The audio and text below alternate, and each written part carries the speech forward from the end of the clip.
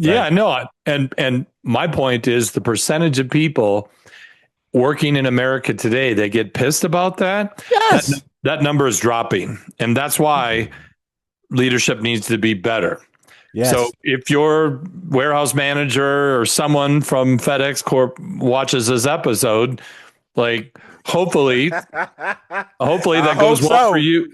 Hopefully that goes well for you. Number one. Hopefully number two. Yeah, man.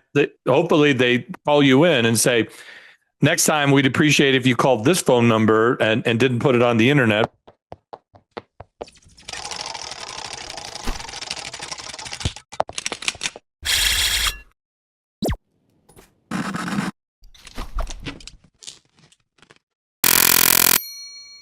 Darrell, Yeah, hey. All Target. So right. how are you I'm today? good. Good. How are you, man? I'm doing awesome. Tell me about your podcast. How can I be a good guest for you? Um, I just really talk on, mental health, so to speak. Like, I also do like my journey in a way. I talk about, relationship, leadership, and, just my basic overall mental health. I've gotten to a point where I was, struggling mentally, and I was like with the jobs and, you know, family and relationships and stuff like that. So I needed something to actually get it out. And this is where the my podcast come in. And I actually like invite anybody and everybody that, is struggling or, want to talk about, something that they're advocating in, rather if it's, leadership, rather if it's family relationships or anything of the sort. And I just, you know, give them that open space to do so. And that's what that Outstanding. All podcast right. is. Sounds good. Sounds Yeah. good.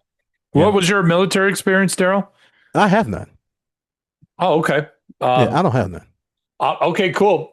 I've just been on a lot of military shows, so I just made an assumption. It's all good, Oh, but no. I do have people that come on to talk military too. Like, because we got real mental, we got a lot of mental health issues over here. So yes. that like, Yes. but everyone's got the same shit, man. So it's not a Hmm. we're not having a trauma contest where Right. I take my trauma and I rank it Mhm. against yours because you know what I mean. A 2 for me could be a 10 for you, and vice Absolutely. versa. It's Mhm. you know what I'm saying. Like mental health Yeah. is an individual sport, so I'm all about that. Okay, Oh, absolutely. So yeah, um, we could kick this baby off. You can go ahead and introduce yourself and what you do. yeah. My name is Chris Hallberg. My personal branding is the Business Sergeant. I found Mhm. out personal branding will save you from 50% of the population that doesn't like how you operate. And you'd say, well, why would you want to turn yourself off to half your clients? Well, the other half that loves you will refer you a lot more than the 50% that doesn't. So you're really not losing anything. So the advice is that I got and that I've taken and that I would like to share with everybody else is uh,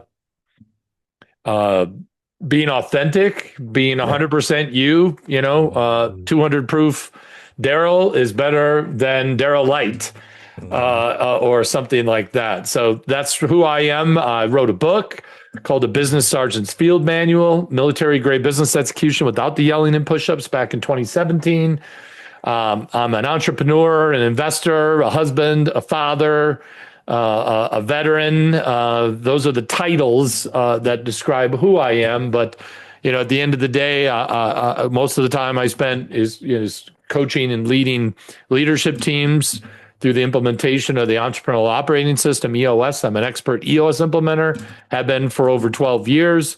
I have a agentic AI EOS application to help companies running on EOS do it well with a Mhm. tool called Go Expand. And then I'm also the founder and CEO of Business Sergeant.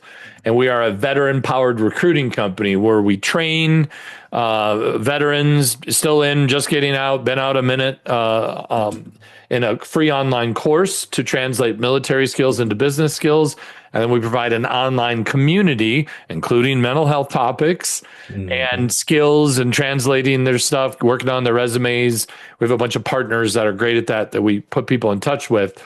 But we place those folks into veteran-friendly companies that appreciate, especially like a special forces level operator, their level of training and expertise is so top 1/2 of 1%. They can figure out what the business does in a quarter or two, but the business's best leader wouldn't survive a weekend with our guys. So that's kind of the premise. So, coaching entrepreneurs, implementing EOS software to glue it all together real nice, and then access to the world's greatest leaders. So everything I do focuses on the founder, the visionary, and setting them and their company up for success by, installing proven systems like EOS, having that business sergeant mindset, a military-based team building mindset, then, giving people the tools to actually make it happen. So that's what I do. That's what people use me for. And I'm happy to be a guest here, Darrell, on your show. Yeah, I appreciate you coming on too, man. It's always good to get some different insights from different people. So yeah, I appreciate you coming on. So what is actually like the pressure that you've dealt with since you started all of this? I know because you got quite a resume there. So it's like, what type of pressures have you experienced that came about, good or bad?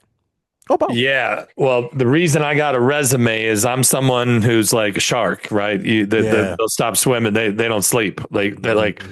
I'm a high, like neurodivergent is the polite word for ADD, little touch of bipolar, huge energy, like on and off at about 10:30, 11 o'clock. I think my wife shoots me with a dart. Like I wake Yeah. up in the morning wherever she got Yeah. me, and then I'm up at full speed again. So like when you have that personality that requires a lot, I've always just really been hard worker, been passionate. I love to learn things. I go deep on topics and I care.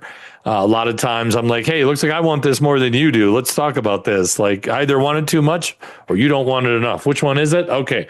That's what I thought. The last one. So I like to bring a lot of humor. And when you personally brand yourself as the business sergeant, Darrell, people aren't hiring me to lightly make suggestions, to tiptoe around eggshells. This is like saying, we own a china shop and we've just hired a bull. He's going to come in here, he's going to break half the shop. But when we build it back, it's going to be better than it was before. So like, Mhm. I'm the whole Band-Aid, not one hair at a time. So that's kind of how I just bill it. And, there are 900 EOS coaches on the planet, but there's only one business sergeant. And that's when you are one of 911 people, you have to stick out. You're like, what do I stand for? So lots of humor, really direct. We're going to make some tough calls, but we're going to have as much fun as humanly possible. Maybe a little dark, maybe a little blue with the humor. That's what you get from military folks, right? Absolutely. So I really lean into that, and it's been empowering to be authentic. So Right. if you're all about the feelings and not about the results, I'm not your guy. But Mhm. if you want to get to where you want to go with some certainty, and it's going to be a wild ride on the way there, then I'm your guy. But the track record and an 85% success rate speak to the mindset, the operating system, the tools, and the people. When you got all that, you don't need anything else. You are on your way. I agree. So I bring the whole ecosystem is really what I do. And you're not required to do it. You can a la carte, you can do this, not that. It's up to the client. Whatever they want to do, I'm good. But I have very strong opinions on all of these things. So naturally, these are the tools that I recommend and know will work if you lean into all of them and everyone is committed to the end result. 85% success rate getting there sounds pretty good too. Absolutely. Absolutely. Now, you talked about the numbers. I got to ask you this. What has been the common question, like a frequently asked question when it comes to you getting all these mentors? What has been the main question that people's been asking? Oh, how do I make my people more accountable? Right. Usually is how it Mm, starts. And I'm like, well, mm, you can't make somebody accountable. no. Accountability isn't something you do to Mm, do to someone. It's something you do for the team. So, using another consultant, Patrick Lencioni, from his 5 dysfunctions of a team, right? It's a triangle called the trust triangle. Right. So the bottom is trust. You got to be able to be vulnerable. If I can't trust that you're here for the right reasons, you're doing your job, I have to assume positive intent. When you said that, you weren't trying to be a dick. You were just a little emotional because that's Exactly. appropriate. Yep. I have to assume positive intent. I have to assume you're not trying to steal my job or my wife or you know what I mean, all the fearful things that people have. So a lot of people, you know, I see conflict in business, it's like, ooh, like that didn't sound like you assumed positive intent. You took that as an affront. Why? Because I didn't take it that way. You got a little butthurt on us there. What's going on? Are you okay? Is that coming from a healthy place? So calling out those things and saying not healthy, I want some healthy conflict. So trust, it's that we trust each other and we could be vulnerable. I can't pretend Absolutely. to be bulletproof all the time because if I show you a weakness, you're going to put something sharp metal in there and right take me out. Hmm. Cutthroat corporate climbing, ladder climbing, and once we trust that we can be vulnerable and we can speak the truth, and I can call the boss and the boss can call me out, and we're not going to be all upset about that. Then we go into the conflict, healthy conflict. Even if you don't take all of my idea, just two parts of it, at least you gave me an opportunity to dissent. We have to assume positive intent that I'm not just trying to get it right because it's my idea. I'm trying to make the plan as good as I can for the team that we have to execute it. And even if your idea goes and mine loses, I need to get shoulder to shoulder with you and move forward. And when we can have healthy conflict, we can make things better. I can make your Absolutely. ideas better. You can make my ideas better. And that's when we can have healthy conflict. We can be open for those gifts that come. But if it's like, if you conflict with me and I transfer you to the Anchorage field office, Alaska, right? That's the last time someone's going to confront me in a meeting. If the last guy gets shipped off, 2,000 miles to the north where it's cold, and you're previously a beach guy, so everyone saw that, we can't have conflict. Well, if we can't, and then the next one up is commitment. So Hmm. trust, conflict, then we go to commitment. And when people are committed, the fourth one, accountability, and then the fifth one, results. So Right. back to the commitment, you can't hold someone accountable if they don't care, if they're not like Right. bought in, if there's nothing to lose, there's right, nothing to gain, nothing to lose. They're just kind of there, kind of stealing oxygen, just kind of Hmm. holding space. So if we're committed and I committed to doing 10 widgets a week and I'm giving the team 8 and everyone else is doing 11 or 12, like that's not fair to the folks if we're all making a similar rate of pay, that I'm not carrying my water. I'm not holding up my end of the deal. That's on me because I committed. But if I don't care, the last guy let me do 8 and gave me all the money. Why are you making this a problem? Right? I'm not committed. You can't hold me accountable. And if I'm not accountable, the results is the top of the triangle. That's the fifth one.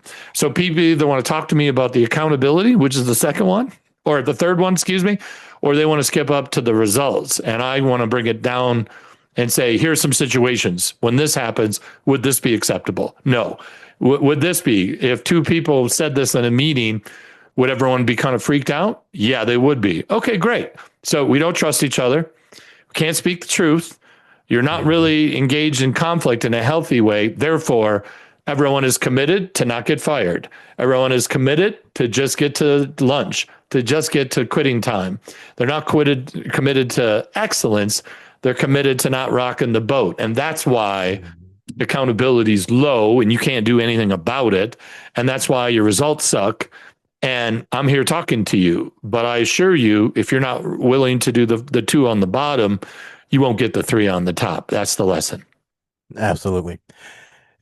And me, I've been in, leadership before. I've been in different supervisor, area manager, stuff like that. I've been through, both sides of the spectrum, employee wise and leadership wise. And the one thing that I've learned, this is just an opinion, but what I've learned is that most people, including like not necessarily myself, but it's hard for people to, you know, the battle is accountability and trust. That's been the biggest battle. So it's like, why is it that people fear, somebody actually threatened to take a job if that's not even the case? That they feel like that their job's being threatened or they don't want to, help somebody succeed or something like that. Why do you think that is? Why do you think people fear that type of fearment? Because that fear is real. And there's an Yeah. old saying, Darrell, that hurt people hurt people.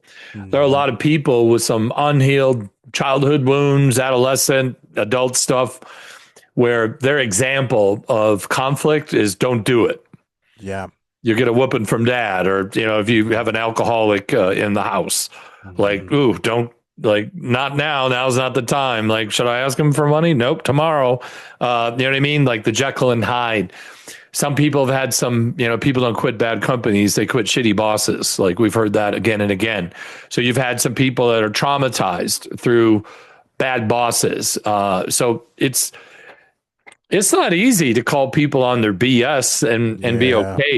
You have to have a situation of trust and excellence, and we're not hiring average people or below average people and expecting them to be above average. So, like, quite frankly, it's an environment that hasn't been curated. So sometimes when I get an assignment, right, I get hired to do 2 years of EOS. I mean, the team I start with is rarely the exact team that I graduate 2 years later. So a lot of times it's some actual leaders on the leadership team that aren't leaders. They just want the title, the parking spot, the big salary, the prestige, but they're not willing to like do the work of actually leading other human beings. Yes. They don't Damn it. even like people, some of these people. And I'm kind of like, I'm a people person. Like, and I have my days too, where I'm like, I no more Mhm. people today. And other days where like, can't wait to meet the next person in my day. It's just person to person. Mhm. And whatever, we're humans. We're allowed to, have a bad day, but bad weeks and bad months and bad years, that's a problem. You can't scale that. So like just calling it out and saying, hey, kind of sounds like so and so is really trying to help the company, and you guys all shanked him 3 or 4 times for trying to make you better, and you all took that as a threat. And I've identified the problem with the company is right here in the leadership team. And as long as you allow this to, like, no one's safe to actually go do great things, they're afraid to make a mistake. So would you rather Mhm. give people license to make a few mistakes so we can grow? Or do you want everyone not to rock the boat and then challenge why we're not growing or retaining our top 10% staff? Mhm. Unicorns don't put up with donkeys, jackasses, right? You don't put a Right. unicorn and a donkey right next to each other and expect good Mhm. things to happen. Right. Completely different experience. And and that's the thing. And it's funny you said you talked about that. I talked about it before. If I've had guests come on and I talk about it with them too. My current job, I work at FedEx, right? So FedEx, where I work at, I don't know about anywhere else, but by far leadership is the most disorganized, unprofessional most people I've ever have dealt with. And this is my second stint at FedEx. I had worked firstly, I think it was in 2007. That was perfect. I couldn't even complain about that. That was pretty, well lit. That was out there in the airport. I'm in Indiana, so that was at the airport. But the one I'm at now, years later, just they're all over the place. And I feel that they get these leadership spots just to have their phones because we have a strict cell phone policy. I just feel like they just want it so they could just have their phones and bring their phones to work, which to me is it's I have my opinion about it, but it's just like that's just where I see because half of them don't even fit to be leaders. They don't even take the job seriously. There's no communication. There's nothing. It's hard. And I try to sit up here and I'm the one that's working hard, trying to figure things out, where things go. When's the next rotation? Something like that. And it's horrible. And I'm sitting up here in the dust like, why ain't nobody telling me what the hell is going on? So it's like, okay, I'm looking at this and boom, this happens. Boom, that happens. And I'm blinded. I'm blinded 100%. And it's just so disorganized. It's crazy. Okay. It is Well, yeah, beyond crazy. that's not a glowing commercial to go out and No, apply for Federal Express. So like it's probably not good for your next promotion either. But I it is like the not. fact that you're letting it rip, and I appreciate that vulnerability, trust that you're given. Right, this is some good, healthy conflict. Yes. It'd be nice if it was reciprocated. If you could say that thing Mhm. and someone listened and said, you know what, Darrell, you're right. Thank you for for being brave and bringing that up. I think we want to be better, but you get to the size of a company that size, you might as well be the federal government, right? You can forget to Correct. wear pants for a week and nobody able to fire you, right? You get the big bureaucratic red tape, big, let's do the minimum necessary not to get fired every week, just like all the sitcoms about The Office on TV. Yes. And I feel for you, but I also know that there are other FedExes with wonderful leadership. Sounds like you have a better stint at the airport. The airport, there's a lot more criminal background checks, right? They're like that. That's where all the packages are, right? Those brown planes are just off the runway. Like, to me, you can't run an airport location of Federal Express and not be good, because it would show up. So maybe the standards are higher. Maybe they're paying those folks a little bit more. Maybe there's access to more talent, or the person that was the manager at the time wasn't playing. And whoever's in charge of your location, like, your report card and how they operate is an indictment on their abysmal leadership skills. Someone needs to own that. But when you're that big of a company, and you have, tens of thousands or hundreds of thousands of employees, the bigger you get, the simpler your operating system needs to get. So, sounds to me like there's some folks that are taking that leadership money. They're not setting a good example. They're not creating clarity. There is no commitment. It's just, don't get fired today. You could get fired for that. Let me do you a favor by not firing you today is not doing the team a favor. So you're as smart as your dumbest person, like that is a truth, right? You're as fast as you can move as fast as your slowest person goes fast.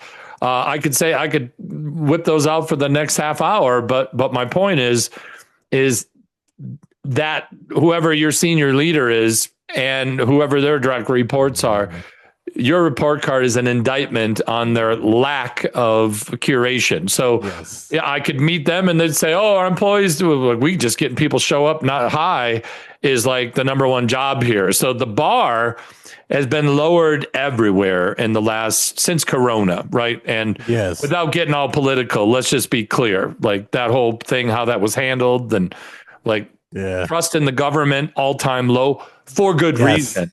You should just call people conspiracy theorists. Now we're known as critical thinkers because the receipts are coming in and everything was suspected, right? Like, they rushed the vax. They like kick people out of the military because they didn't want to do it. Now there's a bunch of people getting sick, and they're tracing it right back to the the RMNA. Not like so. Anyways, like you're a non-vaxxer. Like, no, wait a minute. Like, usually it takes a year and a half, 2 years to make these, and they're making them in a month or two, and people are a little freaked out. And I'm getting alcohol delivered to my house, and I'm using alcohol wipes on the bottles because I can't go, but it's okay to stay home and be drunk, I guess, is what they want us to do. So, like, the liquor store is open, but the gym isn't. The doctor in the liquor store were like the grocery store. So you can eat, you can drink, and you could pretend to work from home, but you can't do anything else. So you shut the country down for a year. You put all these people on benefits. You don't expect them to do anything. Then you take them away because that ain't right. And they're like, well, I don't want to work. Let's go back to this. So quite frankly, it ain't getting better. That's why it's not. That's why when I have access to the world's greatest leaders, we can't get enough of them. Like, because our leaders at Business Sergeant are world-class leaders, and some have had $4 or $5 million spent on their leadership education, team building, project management, relationship building, network building, the stuff that happens. So my point is, anyone listening to this podcast today is working on themselves. Yes. They are not the 80% that I'm referring to. They are the 20% that is trying to better themselves, trying to get a hold on all this unstable environment. And the politicians, I'm not even saying it's a red or blue thing. I'm purple. I could go either way on some different issues. I'm not hard right or left, but I find people that are really hard to each side. Like, I don't know what world they're living in. It doesn't seem to be the one that I meet. Most people are centrist. most people would like to lower their taxes and not be so wasteful, and you know what I mean. But if they're not going to start putting these fraudsters in jail, then we need to start some more fraud businesses. Like we all need to get a Leering Center in Minneapolis if that's going to be allowed. So the reason I go on this rant, right, Sure. and it sounds political, but it's just the state of the union because we live here as Americans dealing with politicians that are clearly fleecing us in a criminal Mhm. way, and they're doing Yes. it in the opening, and no one seems to Yes. care about it. It's the They weirdest don't. thing. So the reason I bring that setup here, Darrell, is to talk about the apathy. Yeah. If all the humans listening to this live in this same world, all the people at your company live in the same world, right? So a job, a corporate or a small business culture is a microcosm or a microculture of greater society. So, right, if it's okay to identify as being successful, you don't actually have to be successful. And you can argue, my mom said I'm the best, I'm the smartest. What do you mean? Yeah, I'm going to get Mhm. fired. Do you know what you got right here? You don't even know what you got. I'm the best ever. Like, there's a lot of entitlement. There is a lot Yes. of malaise, lack of give a f's. There is a lot of this culture that's not good Mhm. for America. It's not how we built No. America. No. But now it's like if I was to talk to your leader at FedEx, they would say, "Hey, man, just to get people that show up that ain't all drunk or high." It's hard. They're not making more accountable kids. I have 18 and 20-year-old males, Mhm. right, for sons. Like two generations ago, 60% would be considered accountable or hardworking. Now that number is well under 50%. Mhm. And kids are trying to make AI bots to do work for them. They can just check in on their bot throughout the day. And maybe that's the direction of where we're going. The point is, our culture is kind of stuck. The Yeah. people who built this beautiful place are all retiring. The people Mhm. that want more beautiful stuff aren't really ready to do the sacrifice and the hard stuff to get to the next level. They're waiting for someone else to do it or decided that there's no accountability at this warehouse. If I do a great job, no one notices. In fact, the other people tell me to slow down. So anytime you got pockets of awesome at your location, they're the vibe, the leadership team, right? The way you've described them, they don't Mhm. sound like benevolent, loved, generous leaders that we would follow anywhere, right? Because those are the type of leaders that get people to put the effort Mhm. in, to Yeah. hold each other accountable and achieve great things. Doesn't sound like they've set up that ecosystem. So you know what that means? It means I could go here and drag my feet for 8 hours. They pay me the same as if I come out here and try to solve all the problems. Now, I don't put words in Mhm. your mouth, Darrell, but it kind of sounded like you might not be doing everything in your best every day because you have realized that that's not what they're asking you for. Right. That's true. But that's the thing. Here's the thing about that. It's like when the communication is not there, it's people not doing their jobs, right? When people are not doing their jobs, that's where communication just 95% 95% of the time it just fails all the time, and every day this is what I deal with. Like I'm all the way in the back of the building, and anything that comes, any packages that comes that don't belong to me, I run them back, and that's the pressures of everyday things. And then you know, working together with Express, getting their stuff done too, that don't help the situation that I'm doing with my job. So it was a point in time where I was so physically tired that, I would call off. It would been, and I didn't even notice the pattern until they told me. Like I'll call off like every week, especially on busy days. I call off and I got written up for it. I think I got written up for it maybe like 2 months ago. I think it was maybe, yeah, about 2 months ago. And I got written up for it, and they told me that was like, okay, we need you here because you and my partner is the only one that can actually be able to keep up. But I'm thinking in my head, if that's the case, why are y'all not training other people to bring their asses back here to do what we do, to kind of help keep things intact? You can't keep depending on me. You can't keep depending on him. Like, yeah, I get it. Now, my partner, there every day, 6 days a week. Peak season 7. He's there all 7 days a week. He don't miss a day at all. Totally fine. They gotten used to that. They spoiled pampered by that. Me, I'm not that guy. I'm that type of guy that, yes, if I do get tired, then I do need to take an opportunity to kind of calm down and rest. Now, I've held myself to that accountability to, show up, work, do everything. I've done that. I have, there's maybe probably once or twice after the fact that I've called off, right? And I'm keeping it pushing. I'm keeping it moving. And you're not really going to get this portion of me all the time, but this is where y'all need to be more effective. Y'all have trainers, y'all have supervisors, y'all have area managers, y'all have sort managers. We got gangs of fucking leaders there, gangs of them. And none of y'all can't even take time out to train, especially while y'all have trainers. Y'all have trainers. They can't be sitting, in van lines all day doing this, or sitting in the trailers doing their jobs every day. They could be out there training us. We got tuggers. They need to be trained too, because they're letting shit come back, and that's what's making me frustrated. Like, how can y'all not communicate effectively if y'all asses cannot do your jobs efficiently? That's what makes me mad. Yeah, no, and my point is the percentage of people working in America today that get pissed about that. Yes. That number is dropping, and that's why leadership needs to be better. Yes. So if your warehouse manager or someone from FedEx Corp watches this episode, like hopefully that goes well for you. Hopefully that goes well for you. Number one. Hopefully number two. Yeah, man. Hopefully they call you in and say, next time we'd appreciate if you called this phone number and didn't put it on the internet. But I appreciate you entering the danger and having a real conversation.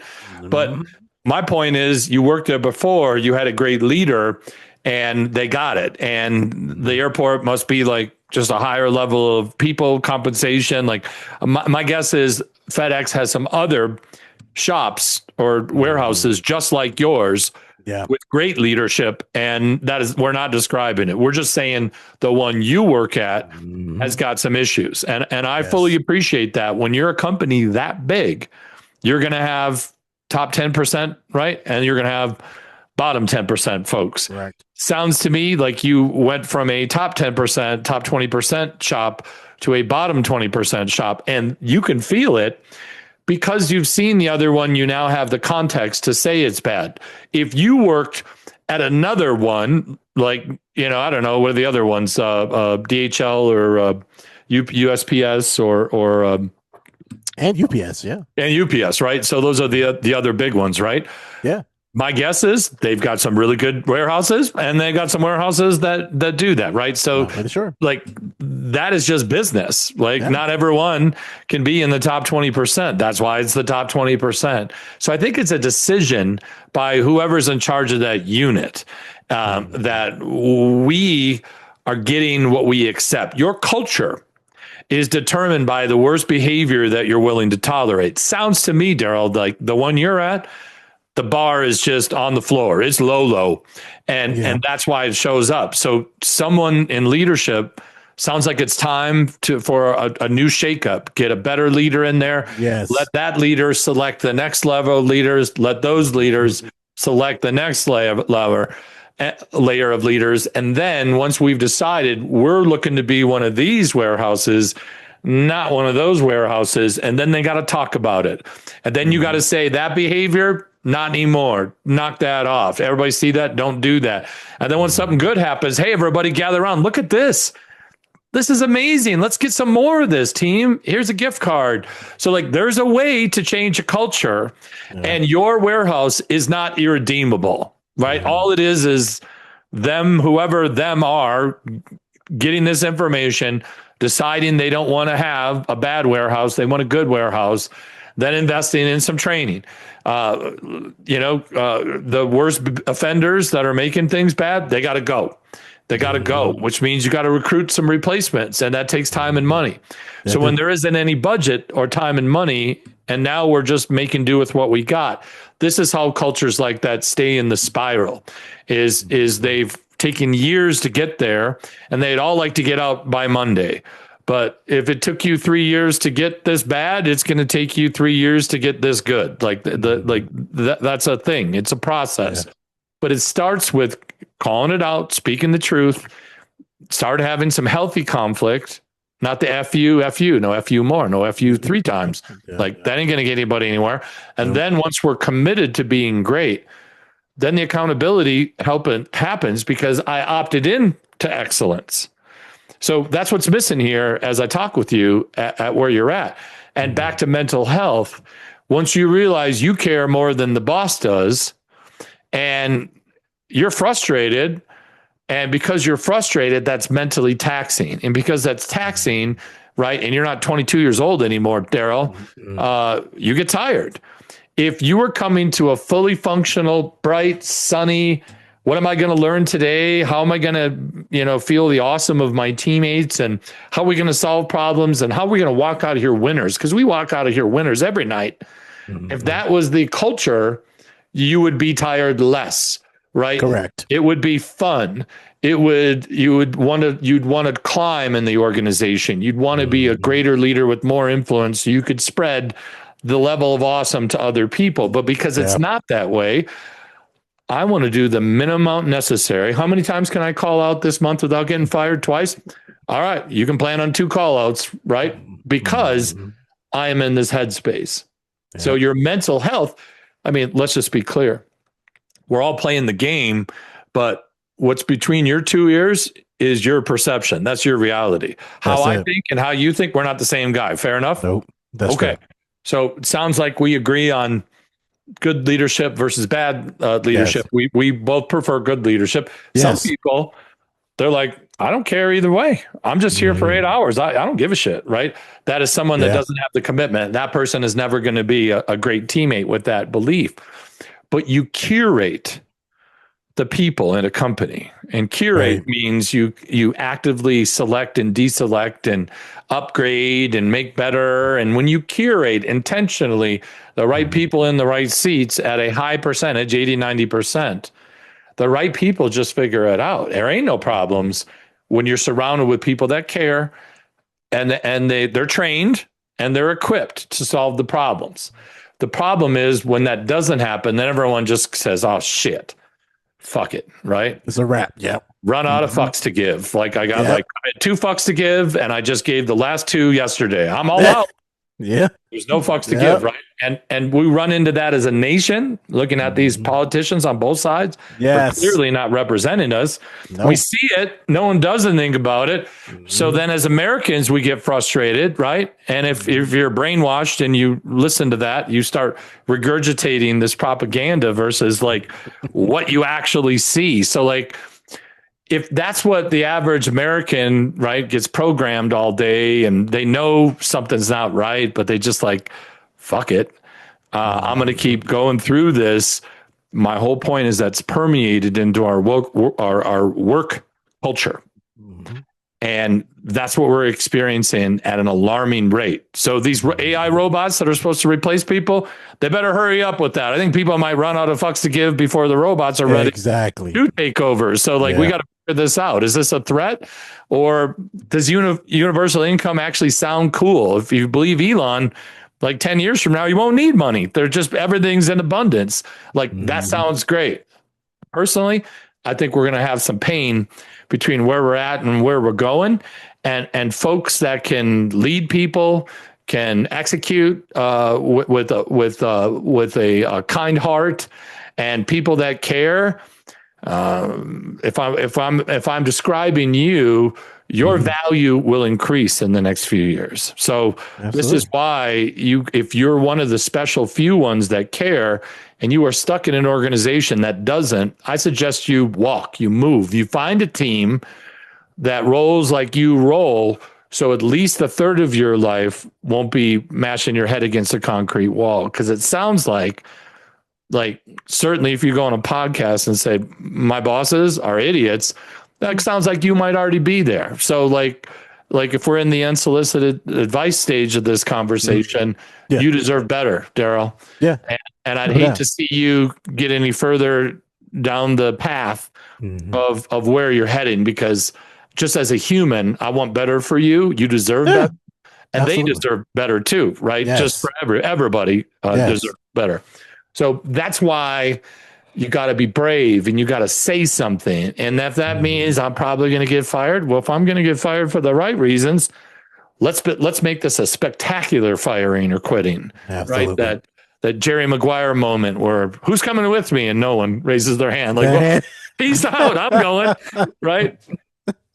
Yep. More people got to take a stand, but at the same time, credit card defaults are up, auto loans, mortgages, Everything. it is like a Big Mac. It's $9. So, Yes. so the cost of everything, back to Corona and shutting the economy down for a year, like they probably should have talked to an economist before they did that. Yeah. There's a lot of ripple effects from 2020 that we're still dealing with 6 years later. And my whole point is, like, if you are able to spot it and talk about it and make it better, your value as a human is just skyrocketing, because instead of 70% of the kids being hard worker and disciplined and accountable, that's down to like 30% now. It's a dying art of great leadership, right? And if the kids coming out of school are not more accountable than the last generation, then we're just going to go further down. My point is, you shouldn't have to hold people accountable. You should say, this is what the job is, and we're good at this, and we've supported you, so you can just do that. Would you like to do that without a bunch of drama and frustration and why the heck's? The company owes the employees a process, right? Yes. The right staffing levels, the right compensation, the attractive benefits.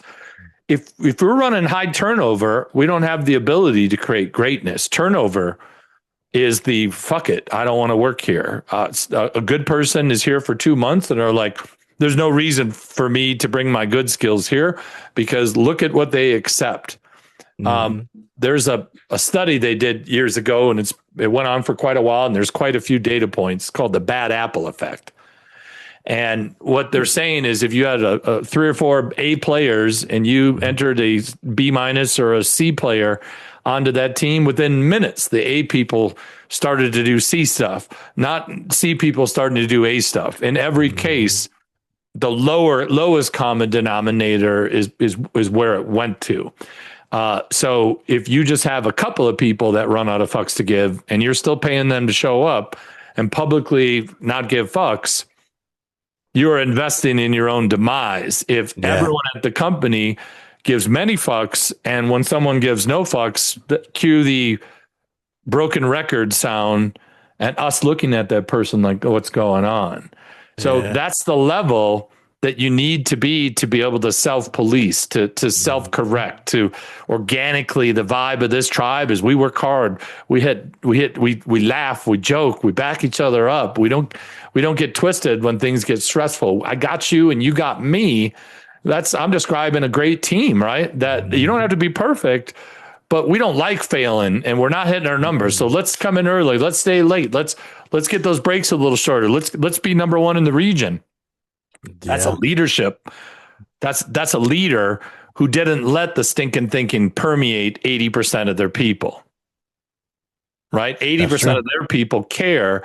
And when 80% cares and 20 doesn't, we could still make it hurt. We could still make it happen. Hurts a little bit. Once we get to 90% right people, right seats, they generally will clear out the last 10% on their own. But even 20% is enough of a foothold, in my experience, for the great people just to realize, as soon as they realize this place ain't never going to be great because of X, Y, or Z, that's when their patient ends and they apply somewhere else and they look for a healthy culture. And there's no reason for them to stay at a company that, that's not performing well. It's frustrating. Like, I hate this place so bad, I'm gonna call in once a week, right? That means like you're kind of already quit, right? You're like Yeah. 1 foot out the door and you're like, do something about it. I know you won't because you're short. And because you're short and you can't find good people, and I'm one of the best people, I'm taking Saturday off. What are you going to do about it? And then we get into that zone where even the good people are getting frustrated.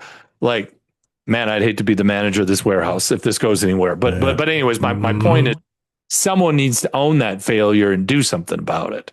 And until Yes. they do, they're going to take good folks that used to care and they're going to leave once they realize that their level of care, it isn't enough inertia to move the ones that don't.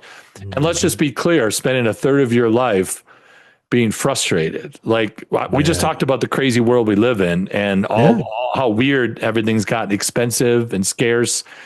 And, people are making the same amount of money, but the world around them has, doubled. Like, that's disheartening. My 21 and 18-year-old boys don't have the opportunity to get a house and get a job and have it's a different atmosphere out there. And I'm just like, suck it up. And they're like, there ain't too many people sucking it up, Dad. So, I'm having to rewire and have conversations and seek to understand. And, if I'm going to judge what they're doing now based on what I judged by 21 years old, like, come on, guys, like get in the game. But the situation, like opportunity wise, it was much better for me when I was 21 than it is for them. Absolutely. Yeah. You know what I mean? A starter house my first house was 86,500 or so, 87.5. That, the fantasy now. Yeah, that ain't going to happen at all. No. But the starting salary for what I do is probably doubled, but the house is tripled or quadrupled. So that's the whole point. Mm-hmm. So what does this have to do with mental health? Because all of the things we're talking about are macro level forces, or some of the things we're talking about are macro level forces, meaning we don't control that. The micro, environment, that's where we have some inputs. Yeah. But if the macro is outside of the range for me to be able to do this, now the difficulty's up here. And I look at your issue, and your issue is it's as old as the, tales of time itself. It's totally solvable. It ain't easy. Nope. And for whatever reason, it's easier just to whatever than it is to fix it. So because of all these things, it's like a layer of paint. We get to the point where it's like, and that's a big company. Like, I don't know. They seem like essential, too big to fail, right? You know what I mean? Like, my point is you don't go to the DMV expecting a world-class experience. Correct. That's absolutely right. If I pay you guys $50 to get something to Chicago by tomorrow and it doesn't get by tomorrow, like, yeah, I guess you're going to give me the refund, but I just lost a client because I promised delivery, right? So exactly, like the business that business is in is like when you absolutely need it overnight, or whatever their tagline used to be back in the day. Trying the best we can with what we got could be the new tagline, but no one's going to pay $1 million to put that on the TV, right? We're going to say when it absolutely has to be there, or like while you sleep, we do this, or whatever. I hear those ads. Yeah. So wouldn't it be nice if the reality matched the commercial? Yeah. And that's all I'm saying is, like, companies who talk a big game, you need to step your operations up and do what Darrell is saying. Yeah. Or you maybe need to slow those words down to they're more in parity with the reality that the employee and the client is gonna and that, I think, helps mental health when we can at least see the same things and be true. My point is, it's a hard time and the environment isn't getting better. It's getting murkier, and the AI is disruptive and it's threatening, and people are like, the white collar workers are getting taken out at like 80%. The good news is, until they get a robot that can do what you can do, like logistics is still a human thing, right? Like making decisions, relationships, like prioritization. AI is several years away from completely interrupting the human, the things that a human body needs to do all day.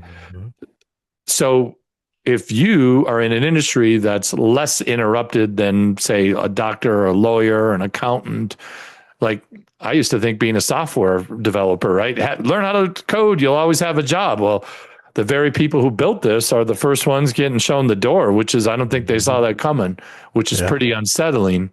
So if you're in a space that actually requires humans, let's get some of these maybe AI tools. Like, there we go. FedEx needs Go Expand. So I'll be waiting for a call from Federal Express and they'll get my software. Because if you just like do the software, you do what's in there, you'd have a really well-running company. And that goes for anybody, but you got to commit to be great. You got to write that check every month. You got to get people logging in. They got to see value. It needs to make sense for them. They have to have a good experience. They have to see that this adds to their life. It doesn't subtract. Absolutely.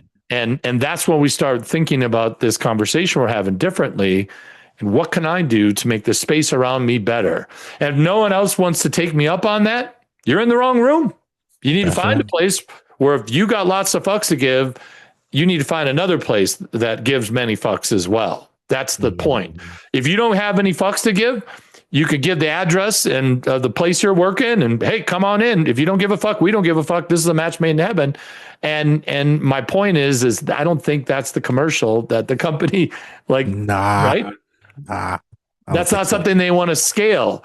But just to be fair to them, all of the companies, logistic companies, probably have the same pockets of awesome locations and not.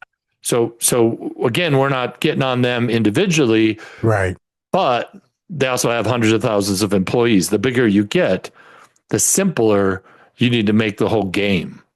And when you've made it complex or you've made it okay to fail, now that's the game you're actually running. So this goes back to leadership, and this is a leadership issue. And hopefully the right people know about this and they want to do something about it. That would be my aim. But would you believe it or not? My version of awesome, your version of awesome, and someone else's version of awesome might be three different things. Sure. Human beings are very subjective. Yeah. And the best thing about us is we can get used to about anything, Darrell. The worst thing about human beings is we can get used to about anything. That's right. The best thing about humans is also the worst thing about humans is our ability to just kind of find a spot. And when you're at a company and it's a tribal thing, it's a cultural thing, if that's allowed, this poor performance is allowed, and it pays the same as the high performance, then we're going back to the bad apple study where this is just the natural state. Right. You reap what you sow. Like you have the company you deserve. You have the culture you deserve. You have the life you deserve. Point being is this is not a dress rehearsal. This is life. So, I'm just saying, listen, you got to find your people. And once you find your people and you're going to spend a third of your life being challenged, supported, you know what I mean? Like you're a good teammate. You got somebody's back. Everyone got your back. And we're all perfectly imperfect as humans. So I'm not talking about perfection.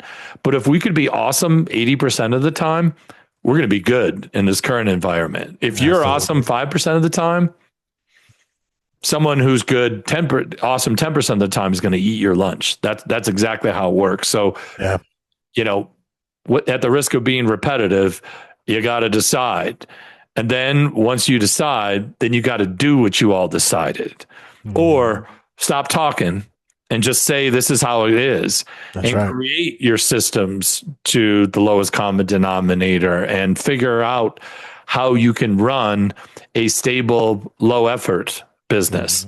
So more automation, more robots, less human stuff. If you're not willing to deal with the complexities of humans, then stop trying to scale human-centric businesses if you don't understand what that looks like. So I think it's a gas pedal and brake issue.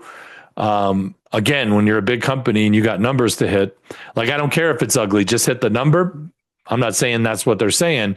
I'm saying a lot of people in that size range just have to deliver a number because you're publicly traded or, you know, forward-looking statements have been made, and now we have to make good on that. So that's the difference between being a public company, a government company, or a privately held small business or a lower middle market. I like to work with privately held businesses because the boss says, I've made a decision, and if I'm going to lose some people, I'm going to miss you. But that's not fair to all the people that want to go get this, and to keep more than 10, 20% that don't. You're just planning to fail, and it costs actually less money to do business with the right people because you need fewer of them because they're aligned and they're engaged. It takes actually quite a bit more of the wrong people to get things right. Mm-hmm. And whatever they're spending on recruiting or management or training is not enough. They're spending it in constant turnover. So they're really not doing themselves any favor. They're spending more money on being bad than spending the right money by getting some coaches and some applications and some great humans. So like, this sounds like a sales pitch, but this is what I do, because what you describe is more common than being a best place to work award with 94% engagement and having twice the profit of your competitors. That's what the after picture looks like. Well over 100 times I've had that after picture. But because they're smaller, because they're privately held, because someone can just decide we're sick of this, we're going to go do this, is why that happens. At these huge corporations, that's a way bigger way to, it comes from the top. It comes from like there are some other companies, right? Let's bring up Amazon just for fun. Sure. Right? They're a huge logistics company. Like, are we describing the average Amazon warehouse, or are they known to be a little bit more demanding of their people? Demanding. What's the word on the street? Seems like demanding. Yeah, you work in logistics. I think it's more demanding based off of I think productions and rates and stuff like that. I think that's what it is. And that's what it's pretty much the same with FedEx. It's like senior managers like down on everybody. Like if something's not, right in the back, or there's too much packages in the back that's, not being done, properly, then everybody's getting yelled at. And that's how, demands and all. Whereas Bezos's guys got numbers up on the wall, they're color coded, they know exactly when they're dipping down, and that's where cancel the break. Let's get this number. Like, we want to be proud when this shift leaves the warehouse. We don't want to be beat by the second, by the day shift or the night shift, right? If I'm on the afternoon shift. And that's why having metrics, like the reason I bring up Amazon, not only because the truck hits my house twice a day, every day, it seems like it's like there's two modes of my driveway, one without and one with the light blue truck in it. All right. Yeah. So the point being is, Amazon had some stories a year or two ago where people were urinating in empty water bottles. So we had that too. So okay, it's not even nation. I mean, it's not even on the news though. But we get those too.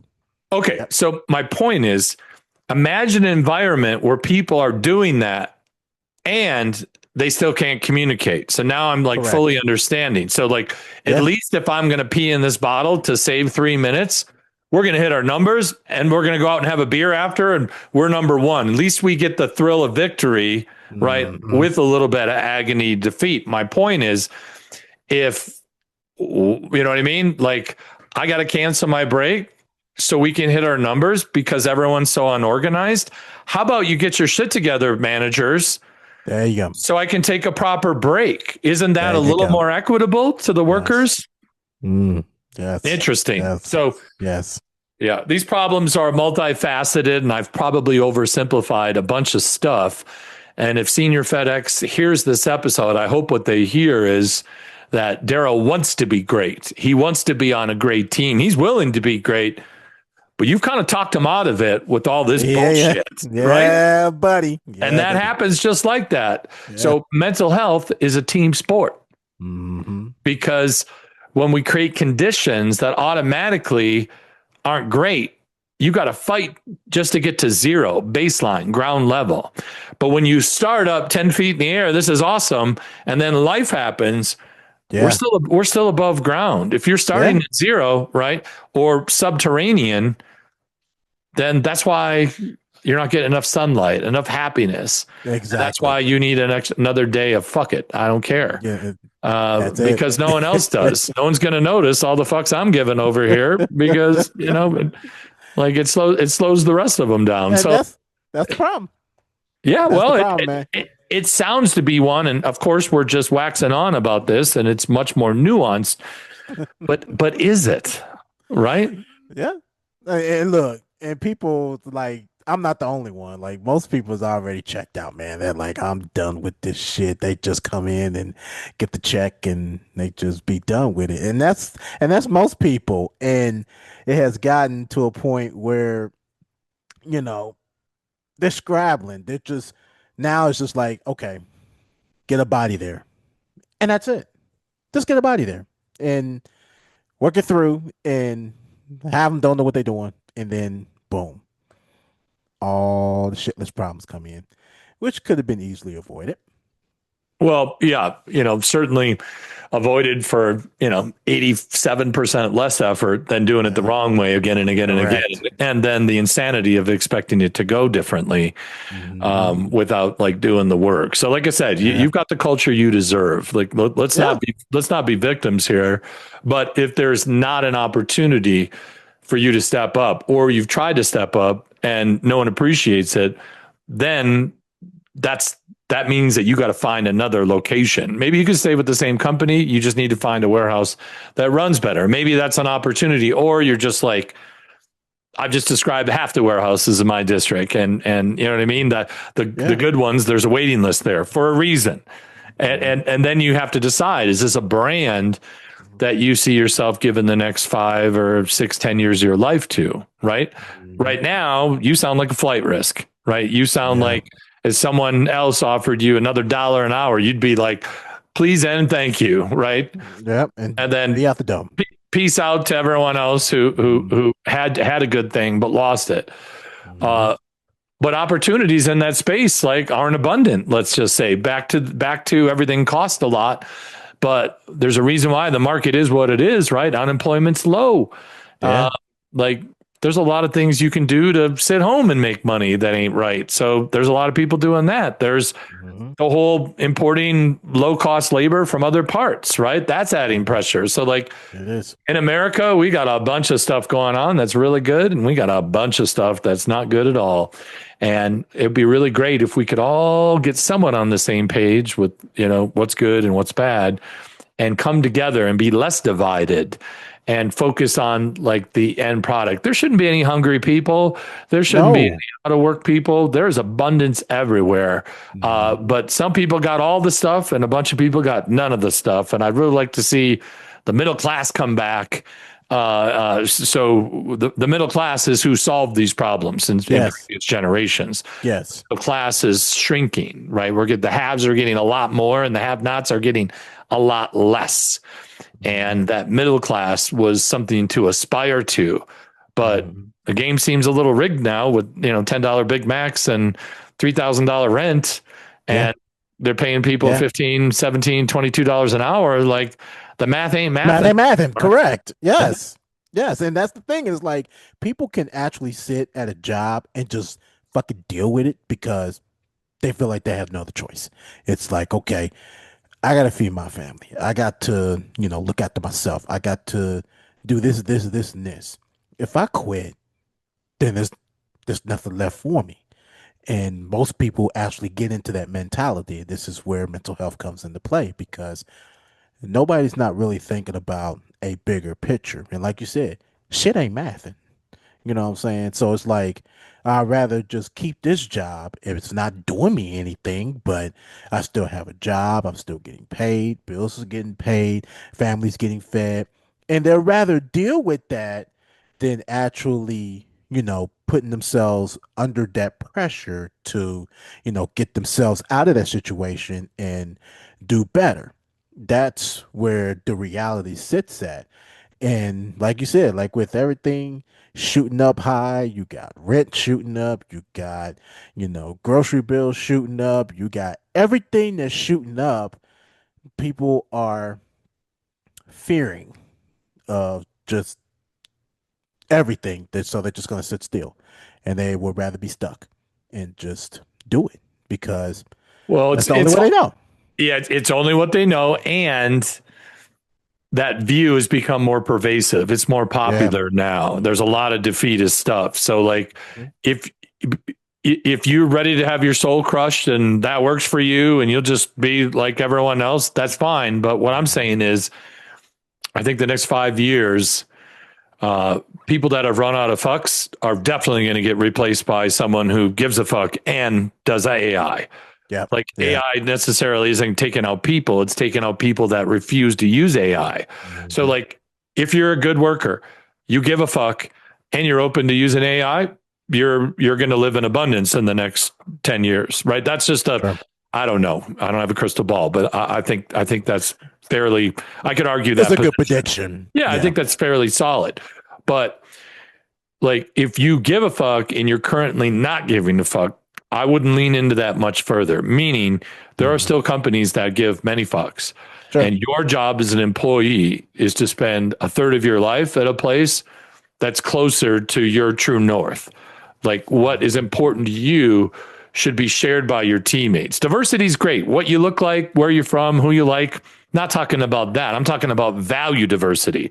If you're a hard worker and you like to do it right the first time, and you're surrounded by non-hard workers that don't mind doing the same thing 87 times, because like that's going to be a personal hell for you. If you don't give a shit and you'll do it as many times as you need to, and you've already got that attitude, then that's a perfect place for you to hang until the music stops and there might not be a chair for you at the end of those music chairs. So this is, I think, the conversation we should be having right now is how do you want to roll? And you need to find a place that rolls like you roll. And that's probably going to be harder to stay there. Like the best companies are slow to hire and quick to fire. The worst companies are quick to hire and really slow to fire. So, if I got any business owners, any general managers, Darrell's shop manager, plant manager, I hope you're listening to this here. There's some people that still want to be great, but you can make the great people not want to be great by surrounding them and making it okay to not be great. So I feel like a broken record, but I feel strongly about this. There's so little we actually control. But the vibe of the tribe is something that you can either build it from scratch. You can try to transform a bad one into a good one. I can tell you by experience, that's much harder. I would argue just go find a place that demands more from people, including yourself. And if you find a place, I think what we're realizing how rare that is becoming, that's a special place where you better not call out because there might be a waiting list. Have more people figure this out. So once you got something worth losing, then you're no longer tired. That's my spot. I'm not going to let someone take it. I value this position because I'm growing, I'm learning, I'm stretching, I'm going to get a promotion. I'm going to make more money for my family because I feel supported and they want to see me be successful. What's good for me is good for them. That's where you need to be if that's what you want to do. You can't fly with eagles if you hang out with turkeys. That's a Zig Ziglar quote from 40, 50 years ago, and it's more true now than it was when he said it. Correct. Absolutely. Okay, I got one last question for you before we get out of here. Someone feels stuck today, right, as a leader. What's one thing they could do tomorrow? Make a decision. Can you get unstuck? So I'm just going to harp on what we've been talking about for an hour. I'm just going to put a cherry on top. Go for it. It's a decision. Once you realize that you care more than management does, that's the cue to find a team that cares even more than you do and hope to rise to the challenge to find that. And don't give up. I know it's hard. It might take a while, but life is worth living. And you being frustrated for 8 hours of your day, you're just going to come home frustrated. You're not going to show up your best. You're not sleeping right. You're not showing up as the best, person for Yeah. your people. Like Mhm. there's all kinds of bleed over effects when you're a human and you're not in a zone of growth and abundance and you're being challenged and you have opportunities to climb and earn more and save more and get to that middle class like that there seems to be high level like people behind the curtain. Now I'm getting my tinfoil hat on here Yeah. saying like this has all been by design, right? When the factories closed and everything started to be made in China, right? So you could have all this fancy plastic China shit at your house, right? Yeah. That dies in a year or two anyways, right? It looks good. Mhm. Like that was a mistake. And I'd like to see more manufacturing and more things coming back to the United States so we can build it with pride and quality. And I'd really like to see a renaissance of us kind of taking care of our own Mhm. uh, because, man, some people pay a whole lot of taxes. And the Yeah, they ROI on that is pretty frustrating to see what's being done. So Mhm. I'd like to see some frustrated guys at warehouses run for office, or you know what I mean, go work for the government, or rise up and say we don't need to do this, and file an anonymous complaint a little higher up than whoever's causing that, and demand Yeah. better leadership and get it, or do the Nike method and just get those airs on and just walk on over to a place that has it Yeah. and feel that. So, anyways, hopefully that makes sense and that answers your last question. But No, it did. no victims here. Like None. everyone is writing their own story. Like, how proud of the chapter you're in right now are you? Life is short, and if you give a fuck, we need you. The Yeah. world is getting short. The country's getting short. So if you got it, Yeah. don't be a guy who gives a fuck but practices not giving a fuck, because that's not true to who you are, and that might create some mental health angst. I know it does. Yeah. It doesn't Right? connect. Yeah, Yeah, doesn't. that doesn't connect. And that's exactly right because I know that I give 3 fucks. I give 10 fucks. If I'm going to learn something, I'm going to learn it. If if I'm going to get this promotion, I'm going to get this promotion. Now I've done that in my previous job. Got promoted within less than a year just because I put in the work. I give 3 fucks, and I did that. I wasn't even in that state of mind. I wasn't even thinking about a promotion. I was just doing the job. All right. It was a furniture store that's out in Castleton. And I came in there. That part I didn't give 3 fucks. When I first started, I didn't give 3 fucks because they didn't give 3 fucks. And when they didn't give 3 fucks, me neither. So I was just there giving my money and I'm going home. And that's it. But then they finally started doing some cleanups. They started getting rid of the bad apples.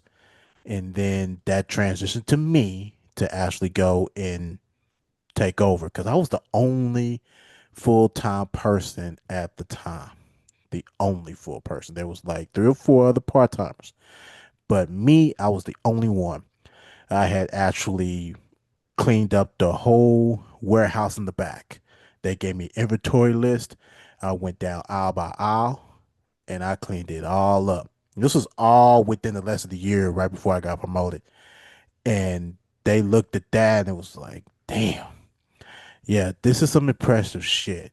And I ended up getting a big ass pay raise because of it. Big And ass. you deserved it, right? Because you put out, Yeah. and it was hard not to recognize you giving all those fucks. And but my point is you started leaning in when you saw them acting right, and they removed the Mhm. worst of the actors. They And once did. you said, hey, this is turn, there's an opportunity for me to step up. And once you saw them given the fucks, then you had some extra to give. And Yeah. as soon as you realize they don't have it and you got some spares, you put those back in your pocket, because I Yeah. might want to keep that fuck for a rainy day, right? I don't want to use it. Correct. I know it's not going to work. So then we start to guard our fucks, and we start to have a vault we keep them in. Like, we're not spending them, so they expire. Hmm. So I think your whole experience and what I'm saying, like, we are saying the think. Yes. But the message is like, say something, like, get Mhm. a little bit of change, get rid of that worst person. Maybe that's the first step in our conversation to make this real for your listeners Mhm. is like, stop letting the terrorists look like activists. Stop letting people who clearly are working against the company, just firing them and not even rehiring them. Many times the Mhm. team goes faster with an empty oar, but it's missing 200 pounds in the yacht. So even though, we kick somebody out of the race, the Yeah. boat's a little lighter and everyone else here wants to row. Like, the boat can win, even if it's light in oar, but we can't have someone sitting in the boat not rowing with the weight, right? That's what makes the boat go slow. So That's right. whatever analogy, whatever visualization works for you, go with it. But Mhm. I think it's up to the individuals.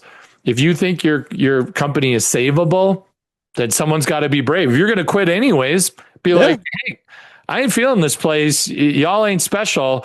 I want to feel part of a team. And if you guys want to keep me, this is what I need. More people need to start saying, and then you need to vote with your Nikes. And when they realize I can't get anyone good to stay, then you're in Yeah. a turnaround situation. Then someone's going to come and fix it.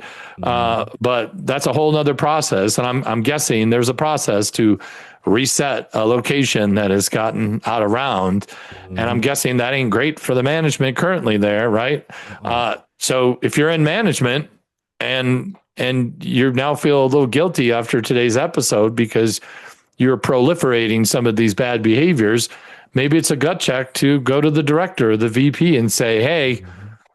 we got a problem here and I think we can fix it. It's not too far for us to fix, but if we go down this path for another year or two, I think it's going to be really hard for it to come back, if at all. And I do Mhm. think there is a line where once it gets so bad, it ain't coming back. So I think this is a good conversation. But Absolutely. what I want to leave people with, Darrell, is Mhm. you need to do something. You need to be more active. Everyone in this Yeah. situation, Mhm. there is a company that cares. You just need to find some time in your off days to find them. And when you find them, try that on for a while and see if that's what's really going on. Because great companies with great people, there'll be unlimited opportunity for you, but you are definitely going to be stuck where you're at now if there's not an opportunity for you to shine and show people the extra Mhm. fucks you give. Yep, absolutely. And a lot of people are suppressed by that too. And I'm going to have to be the one to probably say something. So, yeah, you're absolutely right. But yeah, it was a good conversation, Chris. I appreciate you, man. You, My pleasure. Thanks for having me yeah, on your program. Wish you well, yeah, my friend. man, no problem, man. I appreciate you.